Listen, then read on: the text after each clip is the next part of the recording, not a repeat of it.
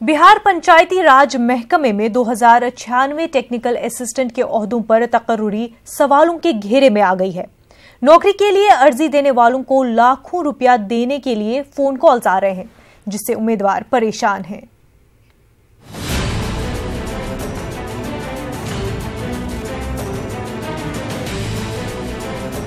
दिल्ली में तालीम हासिल कर रहे ये सभी उम्मीदवार इस बात को लेकर परेशान हैं कि इनको बिहार पंचायती राज तकर्रुरी में घोटाला करके कहीं बाहर न कर दिया जाए। इन तमाम उम्मीदवारों ने टेक्निकल असिस्टेंट के 2096 ओहदों के लिए अर्जी दी थी। तकर्रुरी मेरिट की बुनियाद पर होनी है।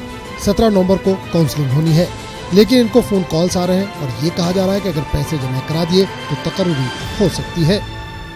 देखिए, मुझे कॉल आया है, उस दिन आया जिस दिन छुट्टी होती है, दिवाली के दिन, और कोई लेडी फ़ोन करती है, मेरे से कहती है कि मैं पीआरडी डिपार्टमेंट से बात कर रही हूँ, आपका डॉक्यूमेंट मेरे पास है और मैं देख पा रही हूँ कि यहाँ पे तो आपके मार्क्स थोड़े कम है, चांसेस कम है आपके। अगर आप चाहते हैं श्योरिटी की आपका जॉब हो, आपको जॉब चाहिए कि नहीं चाहिए? मैंने कहा ऑब्वियसली मुझे चाहिए जॉब, किसको जॉब नहीं चाहिए? तो उन्होंने कहा कि कुछ खर्चा लगेगा। मैंने कहा कि क्या खर्चा लगेगा? आप डिपार्टमेंट से ही बात कर रही हैं? बोले हाँ डिपार्टमेंट से बात कर रही हूँ, थोड़ा सा खर्चा लगेगा। मैंने पूछा कितना लगेगा? तो वो कह रही हैं कि लगभग 1 लाख रुपए लगेगा आपको।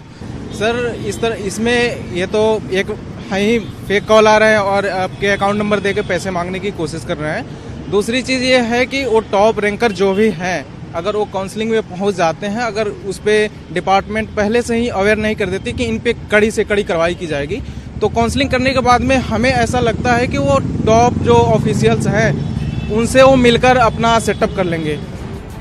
आइए आपको फोन कॉल्स की रिकॉर्डिंग सुनवाते हैं, जिसमें महकमे के नाम पर पैसे मांगे जा रहे हैं और इन उम्मीदवारों को पैसे जमा कराने के लिए बाकायदा अकाउंट नंबर तक दिए जा रहे हैं।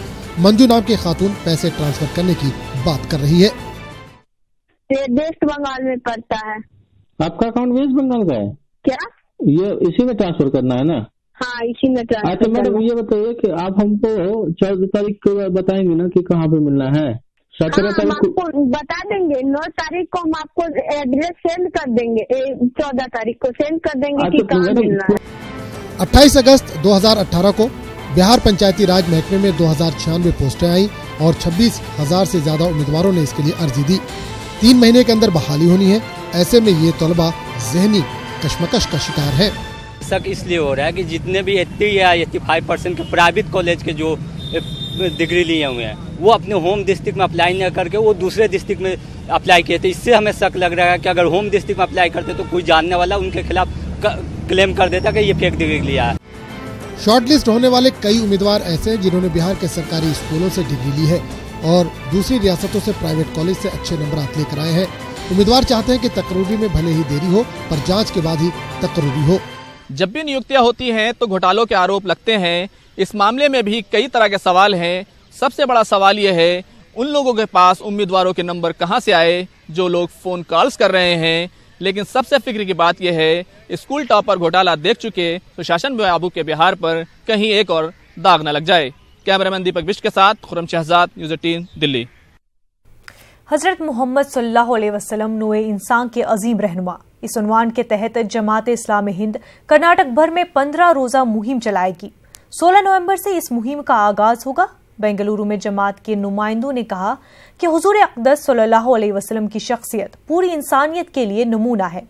उनकी तालीमात को समाज के हर तबके तक पहुंचाना वक्त की आइन जरूरत है। लिहाजा इस मकसद के तहत कर्नाटक भर में खुसूसी मुहिम चलाई जाएगी। 16 नवंबर से 30 नवंबर तक 15 रोज़ा मुहिम है, पूरी रियासत में मनाई जा रही है और इसमें मुख्तलिफ प्रोग्राम और मुख्तलिफ लिटरेचर बरादरान वतन में तकसीम किए जा रहे हैं। मुल्क के हालात बिगड़ जा रहे हैं कि मुसलमानों में और गैरों में जो है ना दूरी फैल रही है, नफरत फैल रही है। उसको है ना एक रास्ते फैलाने के लिए ऐसे प्रोग्राम करना ज़रूरी है। हमारा इस्लाम चाहता है कि सबसे मोहब्बत से प्यार से ज़िंदगी करना, उसको फैलाना है।